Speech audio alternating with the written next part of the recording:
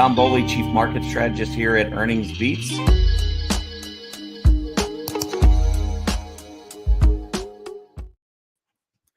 Hey, good morning, everybody, and welcome to this Tuesday, February 11th, 2025 edition Trading Places live at earningsbeats.com.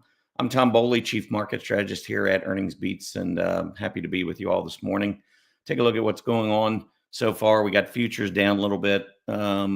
S&P is down about 0.5% last time I looked. NASDAQ closer to about 0.75%, and the small cap IWM, which tracks the Russell 2000, was down about 0.9% this morning. Again, just a few minutes ago when I checked it out. Futures seem to be deteriorating a little bit.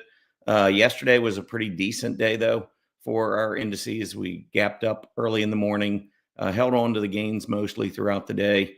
And today it looks like the mirror image. We seem to be gapping down. We'll try to hold on to some key support levels that we'll talk about in just a couple minutes. I do want to mention to all of our Earnings Beats members that I may have some issues this week, family medical issues. So I may be heading out of town, and that could impact some of our services, especially tomorrow morning's Trading Places live trading webinar that we do on Wednesdays from 10 o'clock until 11:30, 12, whatever. But that may not go. We'll keep you posted. Yeah, I might be out for a few days, and as a result, may have to do what I can from the road. So I just want to make sure everybody's aware of that. We will keep you posted though throughout the week. Not a whole lot going on in terms of economic news these first couple of days of the week. We do have a big inflation report tomorrow. Hard to say which way the market goes based on that. I mean, the expectation is that the core CPI for the month of January will come in at about 0.3%, rise of about 0.3%. So as a result of that, that would put us at about an annual clip 3.6%, but that's what's expected for this month. So I don't think the market necessarily would do anything crazy if we hit the number. But if we're above the number, I think that could really spook the market, given what the Fed has said and just how nervous the market has been. If we come in better than expected, I would think that we would get a positive reaction to it. Although, we did that last month, and that didn't seem to matter as far as the Fed was concerned. They didn't really change anything. In fact, they just said they were pausing interest rate cuts, which everybody knew prior to the meeting anyhow. But I just wanted to point out, so we do have a big CPI report out tomorrow morning. We got the January PPI report coming out on Thursday, along with initial jobless claims. And that's the majority of what we have. We also do have retail sales coming out on Friday, along with industrial production and capacity utilization. So those are maybe I would call secondary reports compared to the inflation reports that we're going to get the next 2 days. As far as the overall market goes, I mean, nothing really has changed for me over these past few weeks. I still see the market churning. I see the market really having difficulty making new highs. I think it's going to be important to watch some of the aggressive sectors, technology in particular.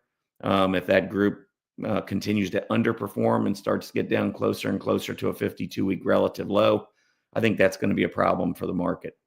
Obviously, it's 32.5% of the S&P 500, and it's over 51% of the NASDAQ 100, just that one sector. So if that sector is not performing well, it's an uphill climb for the major indices. Let's take a quick look at what happened yesterday. So you can see the NASDAQ 100 up 1.25%. Most of that, or a good portion of that, was on the gap up yesterday morning. Transports gained 1%. That was nice to see. Transport's been under a lot of pressure, still holding on to a key support area around 15,750, but nonetheless, moving up 1% yesterday really, I think, helped that group just get a little bit further away from that critical support area. S&P 500 up 0.2%. Russell up a little less than 0.5%. And the Dow and the S&P mid-cap, 400 mid-cap index were the two laggards on Monday. When we look at the sectors, you can see technology had a pretty decent day, which was one of the reasons why we saw leadership from the NASDAQ. Technology gaining 1.46%.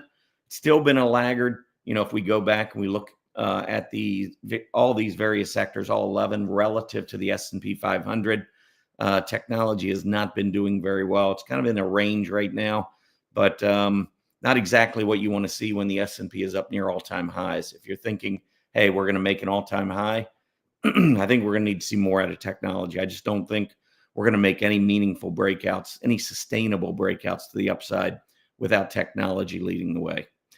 So let's keep an eye on that pretty closely. Like I said, futures down this morning. If we are lower, see what's going on with technology. If that group, along with communication services and consumer discretionary, which you can see both of these groups kind of underperforming the S&P 500 yesterday. If those three groups are leading moves to the downside, I think it just adds to the bearishness or cautiousness in the short term. On the bottom yesterday, you can see financials clear laggard. Financials had broken out, or banks had broken out.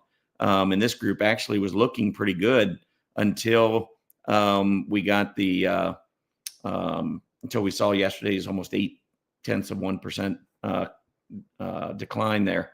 Here you can see the day before. So this would have been last Friday. We were actually up at an all-time high on the XLF, but we did pull back yesterday. Still looks pretty decent on the chart. Maybe there's a little bit of a slight negative divergence on this push up to the upside.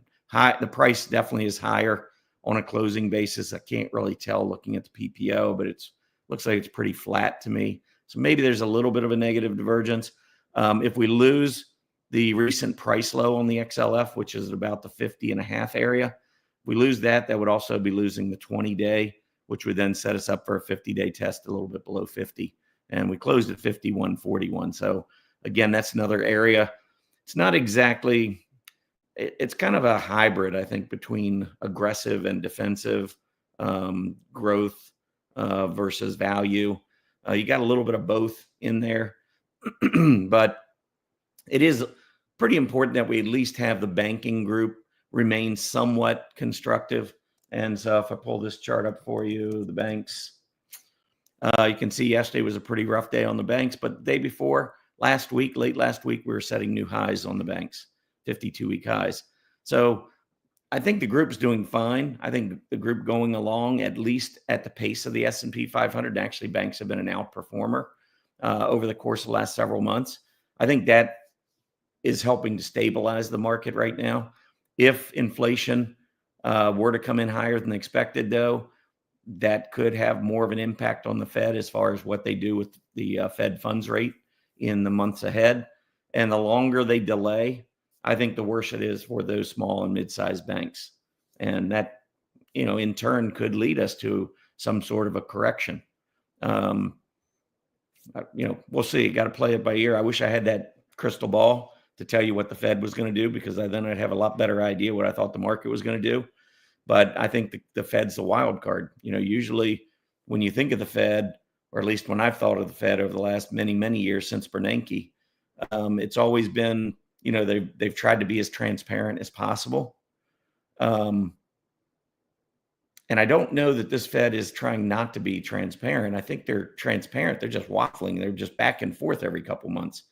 And so the market really has no clear sign of what the Fed's real intentions are down the road, because they just talked about, again, I don't like to harp on this, but it is pretty important, especially if we have new listeners.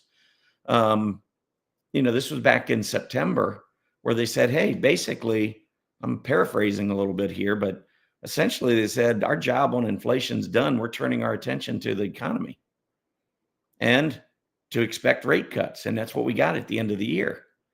And then they started talking tougher again about inflation, but still said that there were going to be rate cuts next year.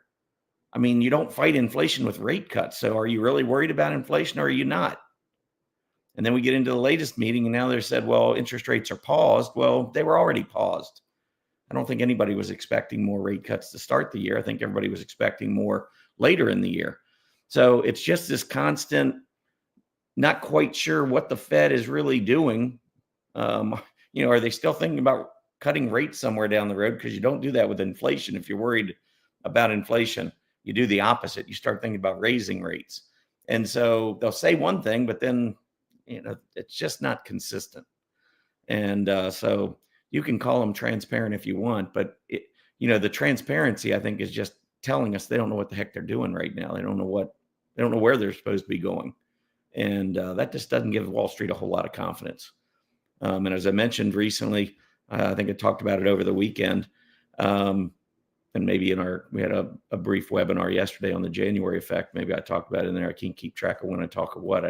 I have a lot of different shows, articles, and things we do at Earnings Beats. But yeah, I mean, this whole thing about, the Fed, if you're Wall Street and you're trying to plan ahead for the year, what path do you take? I mean, are you loading up on aggressive stocks thinking we're going to get rate cuts and economic growth is going to, pick up? Or do you jump into value, more defensive stocks, maybe real estate, some of the things that you would think would do well during a period of inflation? I mean, if they're talking about inflation. So how do you invest for 2025? And I think that's part of the reason why, the market over the past 3 or 4 months really hasn't done a whole lot. It's definitely moving to the upside, but it's not getting the leadership it needs to continue that move. And I think we're kind of stuck here in a choppy market until we get some more clarity. And who knows when that's going to be. So that's why I think the first quarter is just going to be choppy. I think that there's enough nervousness in the market where if we did get a bad inflation report tomorrow, when I say bad, if it just comes in higher than expected, 0.1% higher, maybe even if it comes on the number, that might be enough. I don't know. But I don't think this market is set up to handle any bad news well right now. And that is a little worrisome. Usually you think about the market climbing that wall of worry, and that really hasn't been the case, at least not of late. We're kind of struggling. We're trying to get through these new highs, but really struggling. And as I've mentioned previously, when you turn the calendar to the second half of calendar quarters, with the fourth quarter being the only exception, when you flip to the second half of a calendar quarter, which we'll be doing on February 15th, which is today's the 11th, so the end of this week, the second half of calendar quarters historically are not nearly as strong as the first half of calendar quarters because you're anticipating earnings, you're seeing the earnings. It's kind of a buy on rumor. And then once earnings season ends, which it doesn't end, but it's certainly slowing down. And by the 15th of the month, it normally has slowed down quite a bit, especially among the big names. That's when you get a lot of sell-on news. So we just have some things right now that we just need to be aware of. Take things slow, lower the bar of expectations. I really don't think we're going to be in a market where we go shooting up here to 63, 6,500. I just don't see it coming. Not now, maybe in a couple months. But I think that things are going to be a little bit more trying here over the next couple months, trying to get anything to the upside. But who knows? I could be wrong. Maybe we'll take off, but I just don't see it. I don't think that's the higher odds at this point. All right, S&P 500. You can see we're just we made that run coming off that low in early January. It looked like it was going to be a rough January. And then all of a sudden we had this big push, went back to an all-time high. And then we've settled down these last couple of weeks. You can see we get gap downs, we rally, and then we fail at the end of the week. Then we gap down, we rally, we fail at the end of the week. Yesterday we gapped up. So we did something a little different. But if we keep doing something different, that means we go down the rest of the week and then maybe try to rally on Friday. I'm not sure I want that either, unless that Friday rally is really big. But anyhow, right now we're just kind of hovering up near the top, but we don't have I don't think we have the right leadership in the market right now to make that next step. Maybe it'll come, but again, once you get past that first half of the calendar month, that's normally not when you see leadership from those types of areas because their earnings are already out. All right. How about the NASDAQ 100? So similar, we didn't go back to a new all-time high in January. We got close, didn't quite get there. So again, that's just one of these signs to me that says leadership's not quite right, because in a bull market, normally the NASDAQ outperforms the S&P 500. But on the S&P 500 move to an all-time high, the NASDAQ lagged. Where's that leadership? Again, same theme. For those of you that are new, I do want to just mention, if you go over to earningsbeats.com, couple things. Number one, you can scroll down, and here is an opportunity where you can sign up for our free newsletter. We have tens of thousands of folks that have signed up and joined us for the Earnings Beats Digest. It's a free newsletter, just like this show, just like the articles I write over at Stock Charts. It's completely free. There's no credit card required. You can unsubscribe at any time. It's simply us giving back to the community. If you sign up, just takes your name, email address, and Monday and Wednesday you can expect a chart. I call it chart 2 paragraphs. That's basically what I write. I write a paragraph, show you a chart, and write another paragraph. So it's a very quick, easy read. Sometimes it's a really good trade candidate. I'll just go back and I'll show you. I think it was Allegiant, one of the airlines that I wrote about last week. And right here, I'll zero in here for you on this. But right here, you see this breakout, false breakout to a new high. This was on a Friday. False breakout, and we came back down. Look at this PPO. So we were trying to break out. Momentum was already falling apart. And then we had a price failure with a top clearly above the prior. So it drew in more buyers. Well, sometimes when market makers want to, get rid of some shares for an institutional client, a lot of times it's candles like that where they're able to do it because you're getting a false breakout, which many times will trigger a little bit more volume, a little bit more folks are buying. So guess what market makers get to do? They get to sell those shares. For the folks that want to buy, market makers are saying, here, come get them. You can buy all of our shares. And then once you get them, we're going to flip the carpet on you, pull the carpet out from under you. And then, so I wrote on Monday morning before the market opened, and I said, that reversing candle, that to me is a sell signal on this stock. I would have been out on Friday. When I get a false breakout like that, especially with a negative divergence and a close back down near the low, the tendency I think is for you to look at it and say, well, yeah, it reversed, but now I'm at $102. I'll wait. I'll let it get back up to 107, and then I'm going to sell. Look what's happened. It doesn't go back to 107. So what I said at the time was I thought it could be a quick trip to 90, which was down to 50-day moving average. Because when you get a negative divergence reversing candle, I no longer look at the 20-day as support. I look for the 50 as support. And so Monday it closed below the 20. Tried one more time on Tuesday to rally a little bit. Wednesday, the earnings came out and the stock got absolutely crushed to the downside, down to 80. So actually, it wasn't a very good article because I thought it would go down to 90 and it went down to 80. Just being a little sarcastic there. But yeah, I mean, probably the most difficult question in the market, and one I get asked all the time, is when do you sell? It's easy to buy. There's all kinds of reasons why you buy. But pulling the trigger to sell, whether you have profits or whether you're losing money, that becomes the more emotional decision. But if you look at it objectively, especially with candlesticks, false breakout, you're at resistance, reversing candle. I mean, that absolutely is a sell signal to me, even if it were to break out the next day. And sometimes it does that. I mean, we don't know for sure where it's going to go. But to me, the risk is what I'm getting out because the risk is too great after a candle like that prints.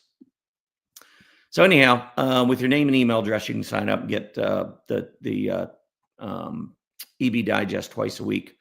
And we talk about, reversing candles like that. I'll talk about relative strength a lot. Talk about, channels, gaps, a lot of gaps because I like to trade earnings. So you get a lot of gaps with earnings. So that's always featured. Moving averages, just, anything that kind of mirrors the way we approach the market and trade, you can expect on there. So make sure you sign up for that. We do have our biggest event of the quarter coming up. Down here, you could see this history of success. You can pull up our portfolios, our model and aggressive portfolio, and you can see that these were started 6-7 years ago. And their performance just speaks for themselves.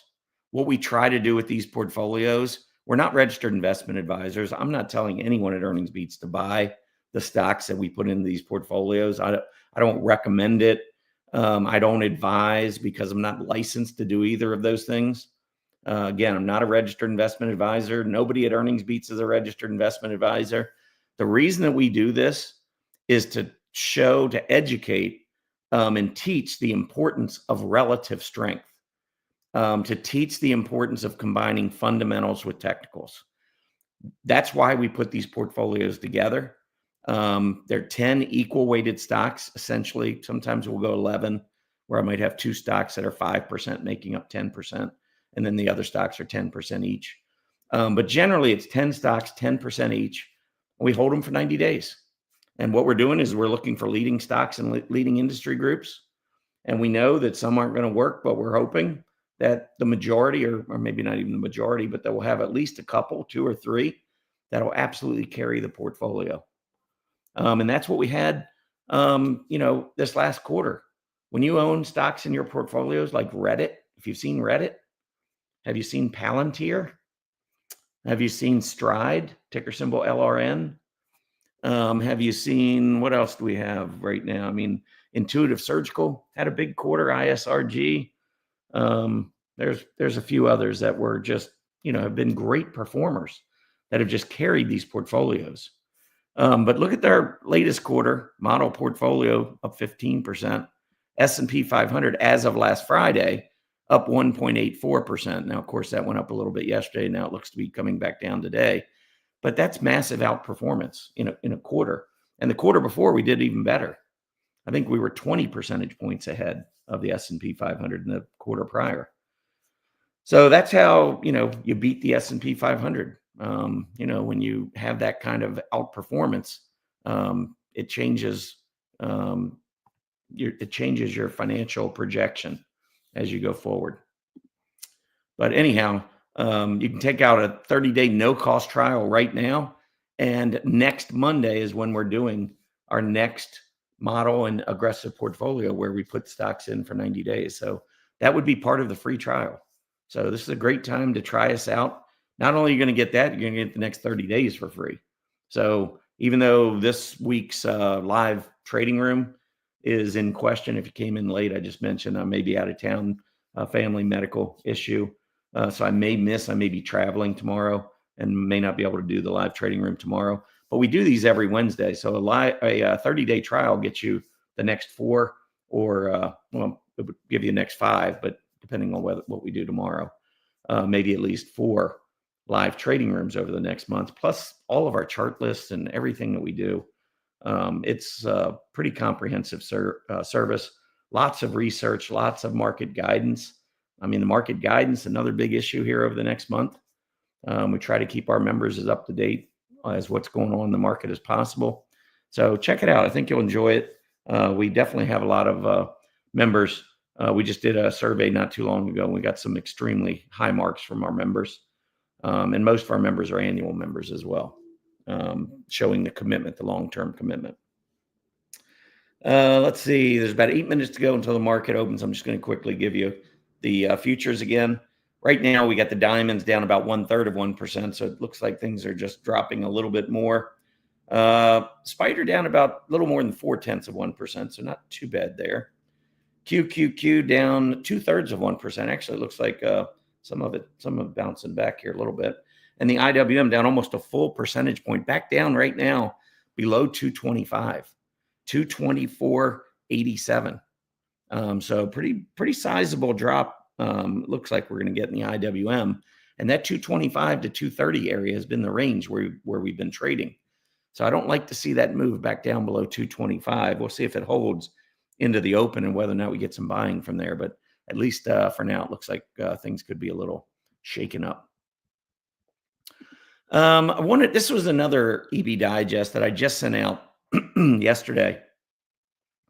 And it was on CleanSpark, and I have a weekly chart here, and actually could go back even further.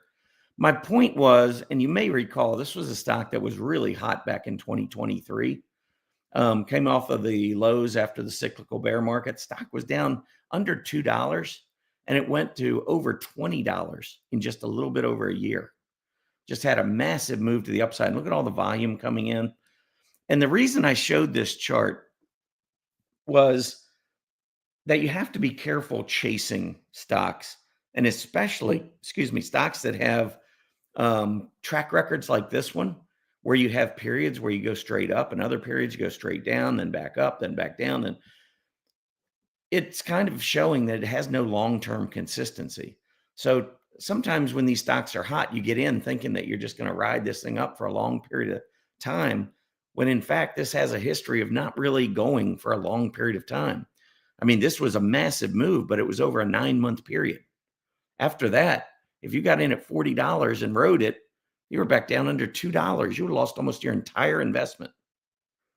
So when you are looking at stocks and you say, "Oh, this stock looks great on a a 1 or 2 year chart, I'm just going to jump in and ride this thing." I would just encourage you to take another couple seconds and look at a long-term chart and just get a sense of, is this something that maybe I could rely on? I mean, maybe it's gone sideways for 5 or 10 years, and now it's breaking out to all-time highs. That could be a little bit different than a stock like this that just shows a history of soaring and then disappointing, and then soaring and then disappointing. And right now, it looks to me like this thing's back in a downtrend. I mean, at least got to get back up above this recent high, which is, around 16, 17. And we're sitting at 11 right now. So, and it's not really showing anything on a daily chart anyway, at least not for me. I mean, the AD line's going straight down. You just saw this topping shooting star candle. Look at that false breakout.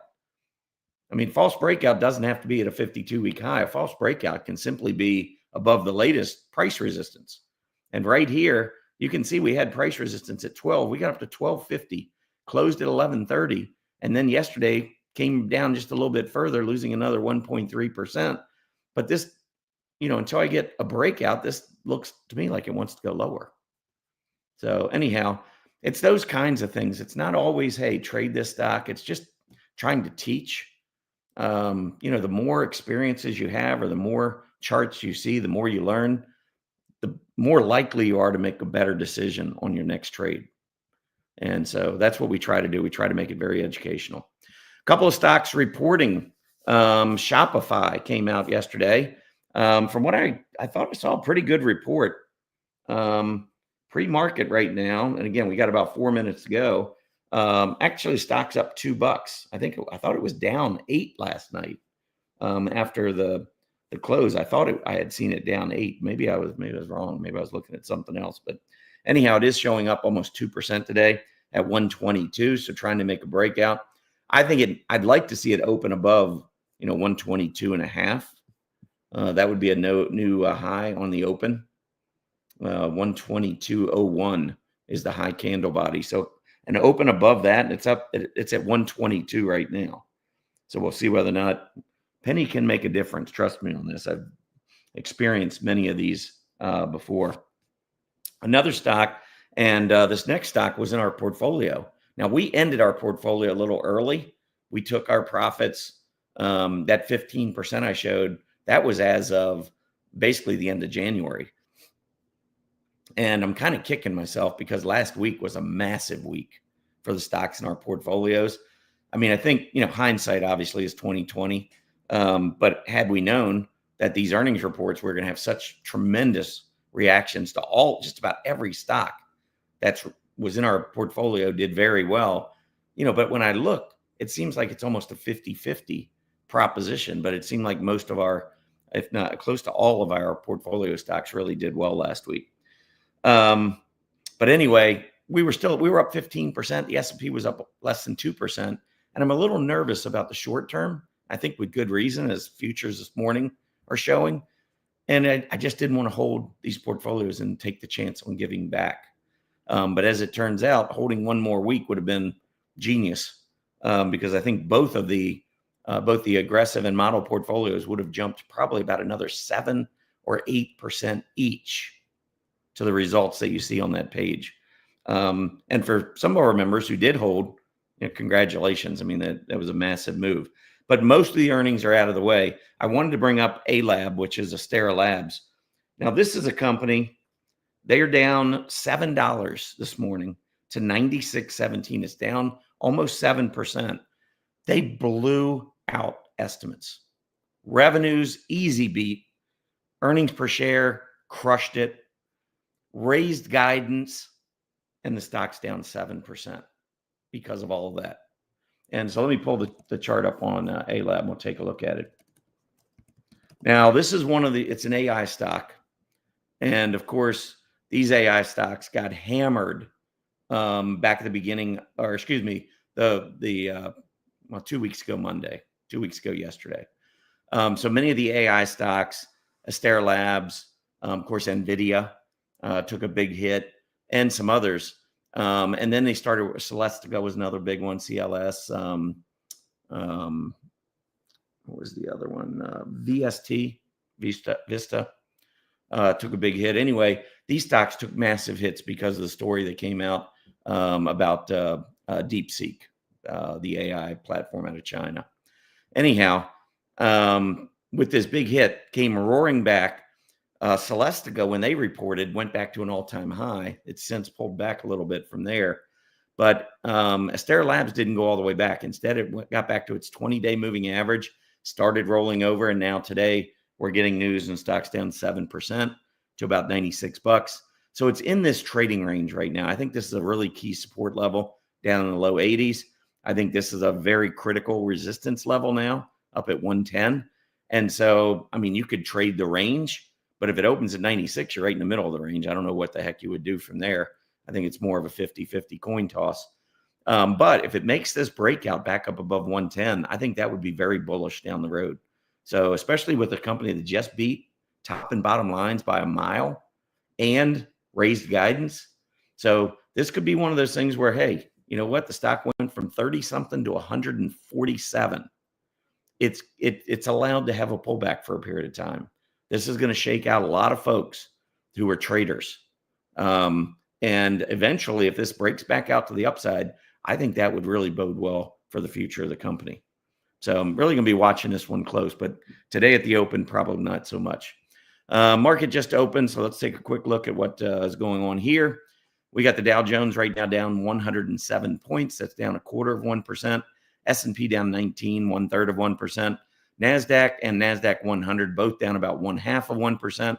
Small caps, at least small cap 600, down about 0.6, but I've been following the IWM, and IWM right now is 225.01, which is right where it opened. That's where it is right now, and that is down almost 0.9 of 1%.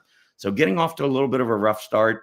I'm going to pull up a couple of the technology, or a couple of the sectors. Technology, obviously, this is down about 1/3 of 1%. Not bad. XLY down 0.5 of 1%, and the XLC down about 0.4 of 1%. So the aggressive areas look like maybe they're teetering on the lower end of what the major indices are doing. So we'll see how this plays out the rest of the day. But if you start seeing more and more selling in those aggressive areas, I think that's going to be another warning sign for us in terms of where this market might be heading over the next 6 weeks or so as we go into the second half of Q1. Just thinking about something else I wanted to show. We can take a look at the 10-year Treasury. We didn't look at that this morning. Of course, like I said, no economic reports out today, but it is moving up. It could be, we might see this go up today. A lot of folks getting out of bonds ahead of the inflation report tomorrow.